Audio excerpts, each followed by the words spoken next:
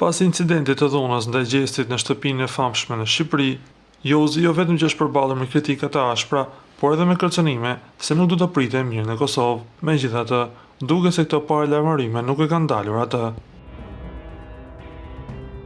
Disa ditë më parë, Jozi është parë duke marrë pjesë në një aheng familjar në Gjakov, ku ka qëndruar mes njerëzve dhe është dukur mjaft në disponim. Në foton që është bërë publike, shikojmë disa njerëz rreth Jozit duke kërcyer dhe duke marrë valle, ndërsa fytyra e Jozit i tregon të gjitha, duke treguar se është mjaft i lumtur dhe se ndihet si në shtëpinë e tij në Kosovë. Nga ana tjetër, na do të themi se Jozi është një personazh që e ka ndarë publikun e dysh. Disa e urrejnë dhe disa e pëlqejnë atë. Ndërsa na duhet t'i rikujtojmë se Joz Marku krijoi një lidhje brenda shtëpisë së famshme me Loredana Bratin, lidhje e cila me sa duket është pikërisht si ajo me Seglit dhe Gjestit. Asnjë nga të dy nuk ka pranuar se janë akoma bashkë apo janë ndarë, por se çfarë ndodh e dinë vetëm ata të dy.